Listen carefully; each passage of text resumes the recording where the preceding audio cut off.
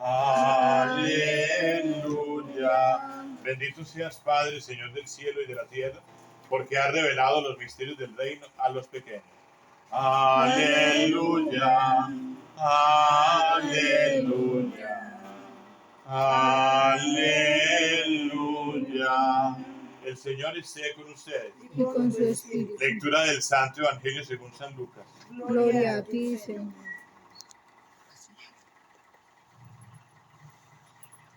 En aquel tiempo decía Jesús: ¿a qué es semejante el reino de Dios? ¿O a qué lo compararé? Es semejante a un grano de mostaza que un hombre toma y siembra en su huerto. Creció, se hizo un árbol, y los pájaros del cielo anidaron en sus ramas. Y dijo de nuevo: ¿a qué compararé el reino de Dios? Es semejante a la levadura que una mujer tomó y metió en 3 medidas de harina, hasta que todo fermentó. Palabra del Señor. Gloria a ti, Señor Jesús. Nos podemos sentar.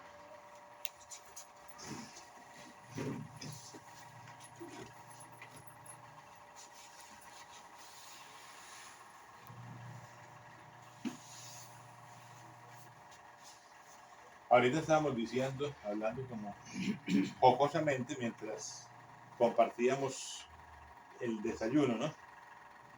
Porque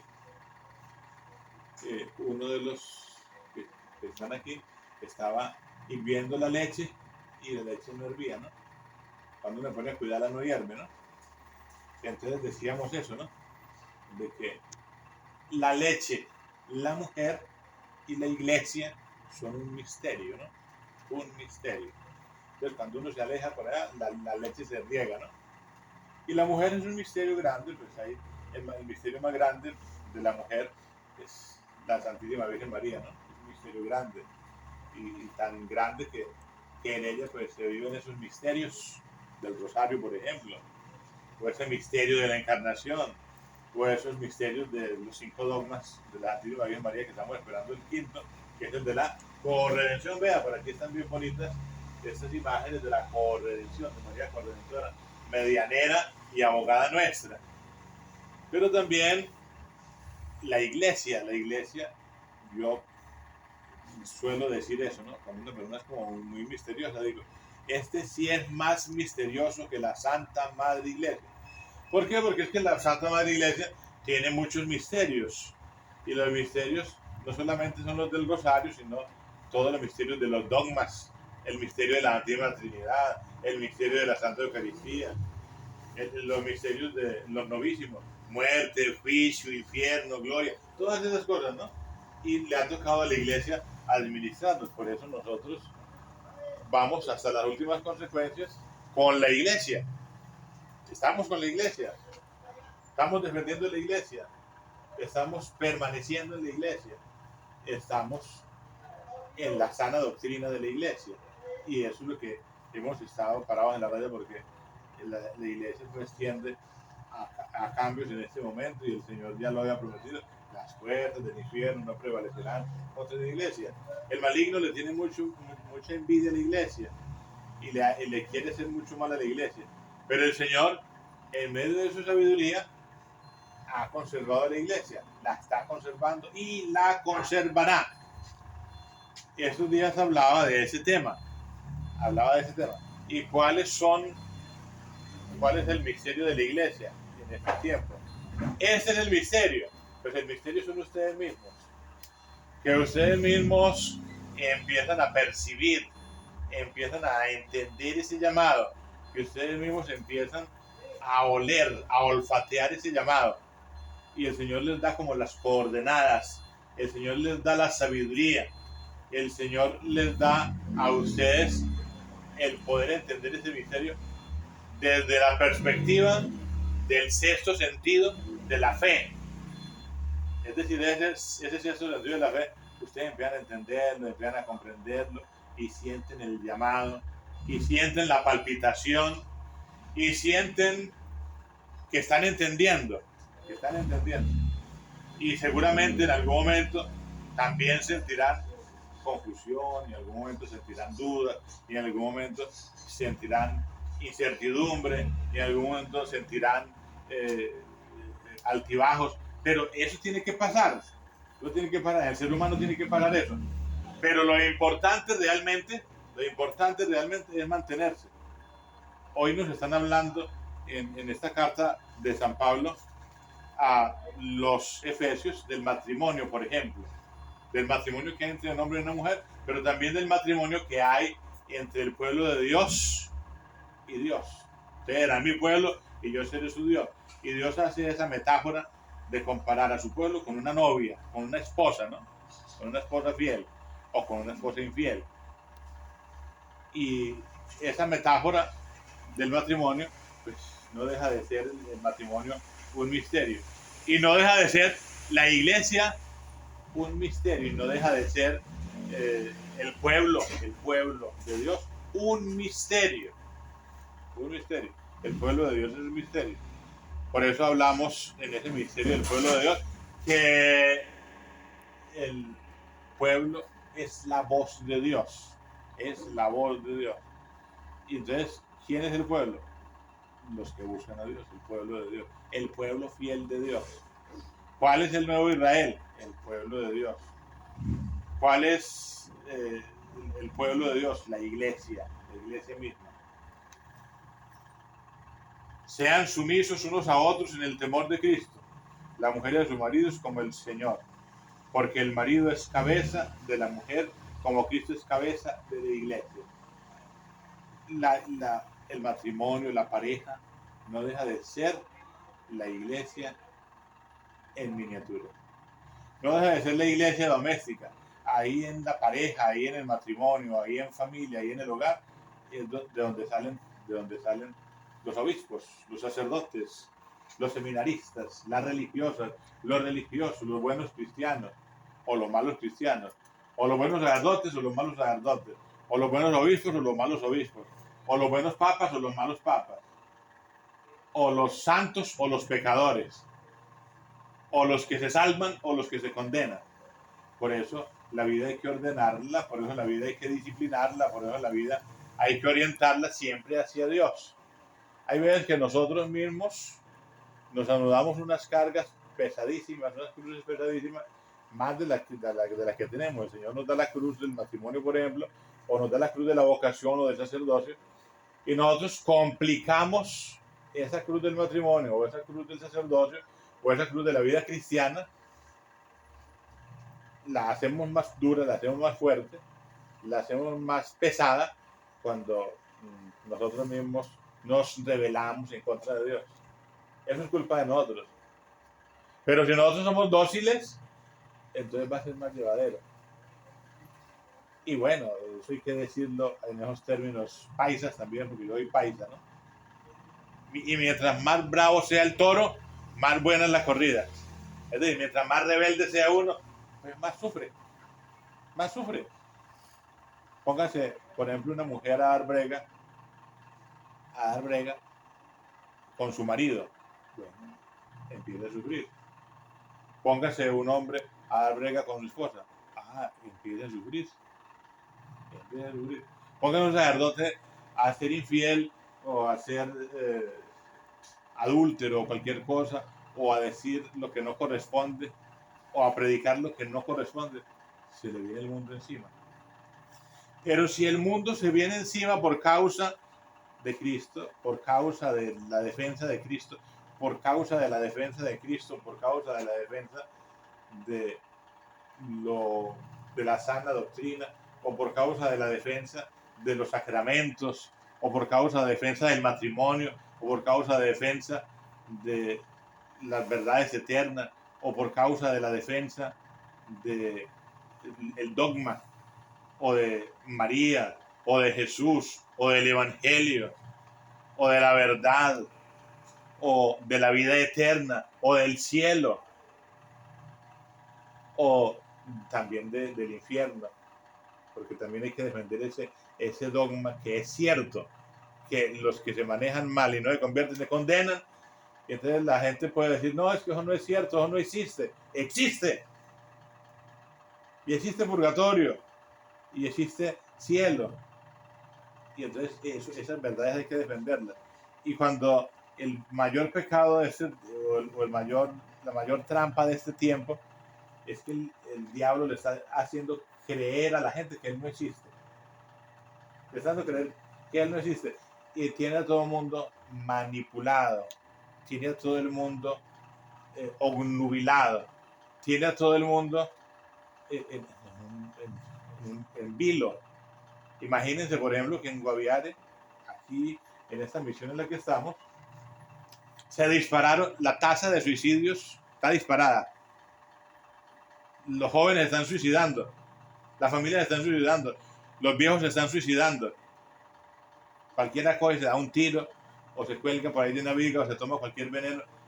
Y bueno, y fuera de eso, han estado muriendo muchas personas a causa de la desobediencia, a causa de no haber entendido lo que tanto se les dijo, se les avisó, y de lo que tanto se les profetizó, y de todo lo que se les anunció, de que se cuidaran, de que no siguieran todas esas reglas que se estaban colocando y se están autoeliminando o se autoeliminaron.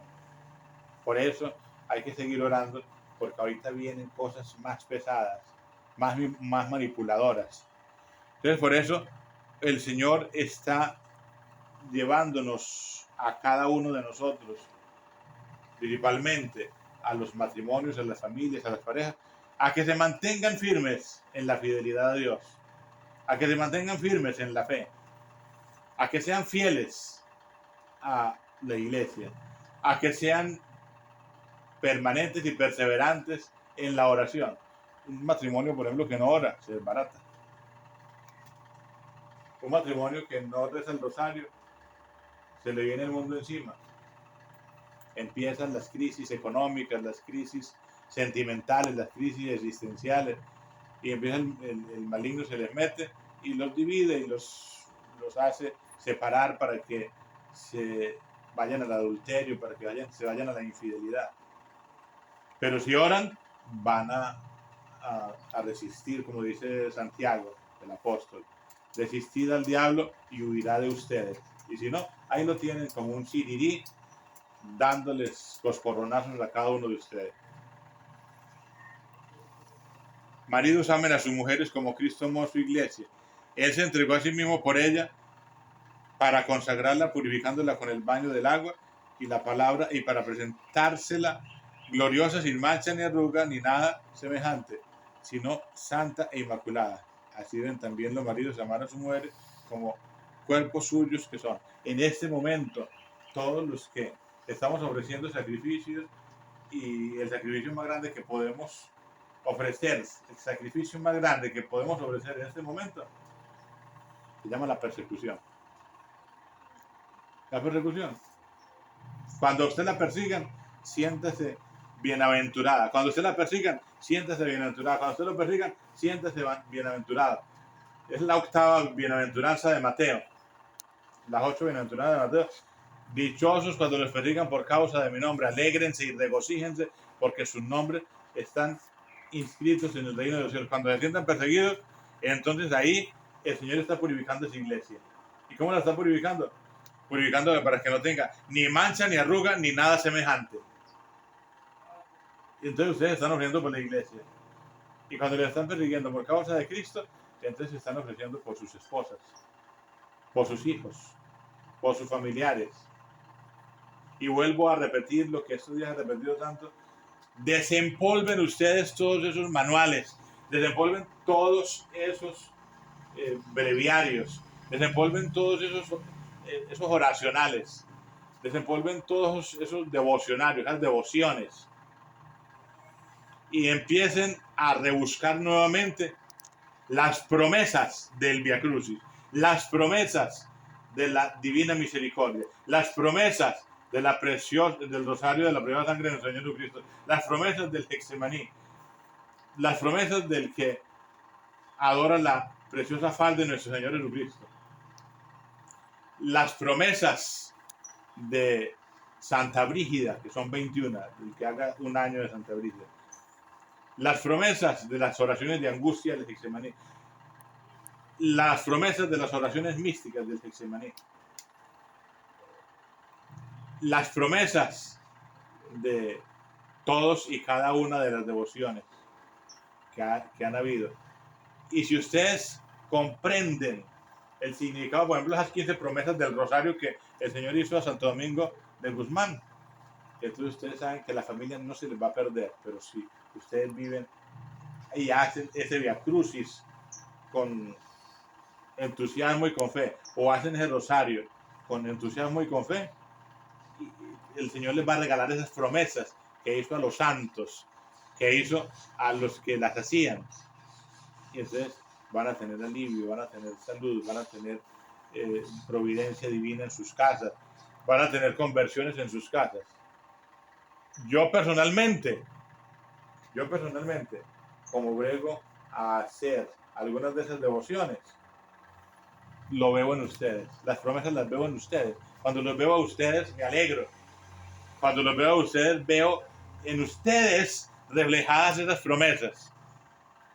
Cuando vengo a estas misiones, llevamos estos días de misión por aquí, y esta misión, ya Dios mediante, vamos ahorita, más luego, también a Santa Bárbara.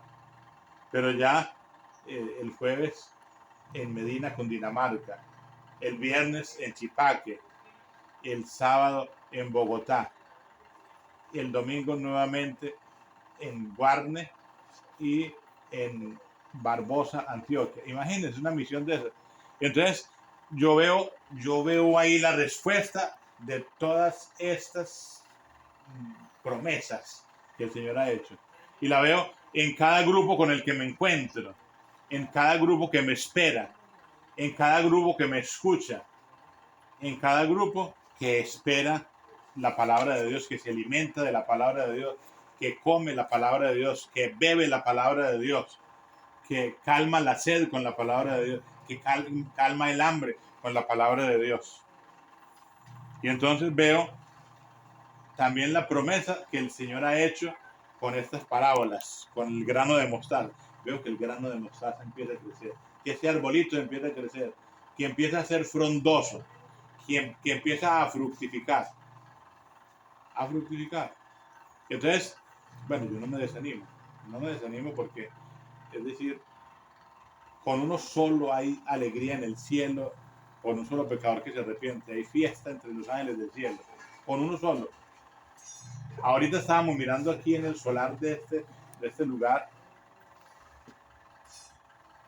un naranjo, y le pregunté al dueño, ve, y ese naranjo, esas naranjitas que no, están podridas, es decir, se desprende como una cosa, y entonces están vanas, se pudren ahí del árbol y toda cosa. Esos son los frutos, esos son los tiempos. Por allí, cuando veníamos, hizo un huracán que tumbó unos árboles, que los arrancó de raíz. Unos árboles grandotes, como un huracán, como algo, los arrancó de raíz. ¿Y por qué los arrancó de raíz? Esas son cosas que pasan. La fuerza de la naturaleza. Esos frutos de ese naranjo, ¿por qué crecen así? Si de pronto están abonados y toda cosa. La contaminación. La voluntad de Dios también puede ser esa, ¿no? Es decir, así como la higuera, que no echa frutos. Hace poquito estábamos hablando de ese tema. La voy a cortar para que no ocupe terreno en balde o de balde.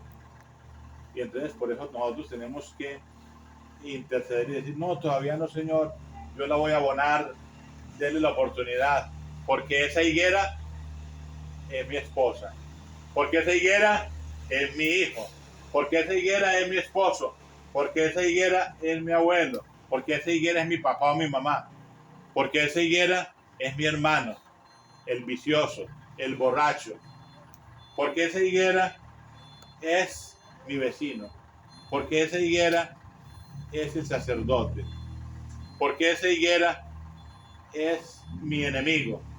Porque esa higuera es mi compañero de trabajo. Porque esa higuera es la piedra de tropiezo que tengo en mi vida. Pero yo no quiero, Señor, que pase eso. Quiero que le dé la oportunidad a esa higuera, a esa persona, así como me la dio a mí. Tenemos que pensar así. Porque si el Señor ha tenido misericordia de cada uno de nosotros, también puede tener misericordia de esas personas todavía rebeldes, de esas personas todavía contumaces, de esas personas cabeciduras, de esos cabezas de chorlito, de esas personas que todavía no les entra nada, de esos que todavía no han dado el paso para el matrimonio, de esos que todavía están pensándolo, que están en medio de la prueba, en medio de la dificultad, en medio de la enfermedad, en medio del llamado, y todavía no entienden. Pero el Señor está dando la pauta. Y dijo de nuevo, ¿a qué compararé el reino de Dios? Semejante a la levadura que una mujer tomó y metió en 3 medidas de harina, hasta que todo fermentó. Fermentar es dar sabor. Fermentar es hacer crecer. Fermentar, si la sal se vuelve sosa, ¿con qué se dará? La sal le da gusto. Que seamos luz del mundo, que seamos sal del mundo, para darle luz a esta oscuridad que hay en el mundo, para darle sabor a lo insípido, a las simplicidades del mundo. Que la Santísima Virgen María, que el Señor Jesús, que el Espíritu Santo nos inspiren a que el grano de mostaza crezca en nuestra vida, el de la fe, ¿no? Y que esa medida de harina con la levadura también crezca en nuestra vida, pero no en hipocresía como la de los fariseos, sino que crezca en el amor a Dios como la de Cristo. Gloria al Padre, y al Hijo, y al Espíritu Santo.